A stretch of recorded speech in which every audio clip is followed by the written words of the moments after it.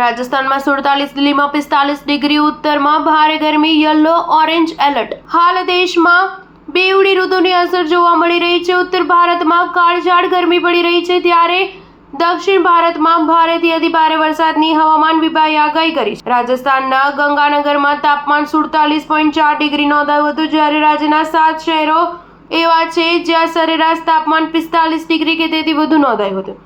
દેશની રાજધાની દિલ્હીમાં પણ તાપમાન 45 ડિગ્રીને પાર પહોંચી ગયું છે, જ્યારે દક્ષિણ પશ્ચિમનું ચોમાસું 12મી જૂનથી ફરી સક્રિય થશે. કર્ણાટકમાં 12 થી 13 જૂન દરમિયાન ભારેથી અતિભારે વરસાદ પડી શકે છે. ગોવામાં પણ 13 થી 15 જૂને ભારે વરસાદની આગાહી કરાઈ છે. રાજસ્થાનના મોટાભાગના શહેરોમાં તાપમાન 45 ડિગ્રીને પાર ગયું હતું.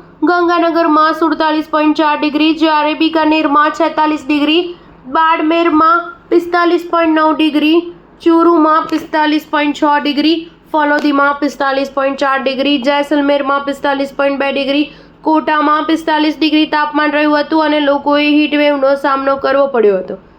હજુ 2 દિવસ સુધી રાજસ્થાનનું તાપમાન ટોચના સ્થાને રહેવાની શક્યતાઓ છે. રાજસ્થાનના 9 જિલ્લામાં યલો એલર્ટ જાહેર કરાયું હતું, જ્યારે 2 જિલ્લામાં ઓરેન્જ એલર્ટ જાહેર કરાયું છે. જ્યારે રાજધાની દિલ્હીનું તાપમાન 45 ડિગ્રીને પાર પહોંચ્યું હતું. દિલ્હીમાં પણ આગામી 3 દિવસ સુધી ગરમીથી કોઈ રાહત નહીં મળે, જેને પગલે હવામાન વિભાગે યલો એલર્ટ જાહેર કર્યું હતું. રાજધાનીના આયાનગરમાં મહત્તમ 45.3 ડિગ્રી તાપમાન નોંધાયું હતું, જ્યારે એર ક્વોલિટી ઇન્ડેક્સ પણ 219 રહ્યો હતો, જેને પગલે એક તરફ ગરમી અને બીજી તરફ પ્રદૂષણનો માર દિલ્હીના લોકોએ સહન કરવો પડ્યો હતો. સ્ટાર ન્યૂઝ 7 હંમેશા સચ્ચાઈની સાથે.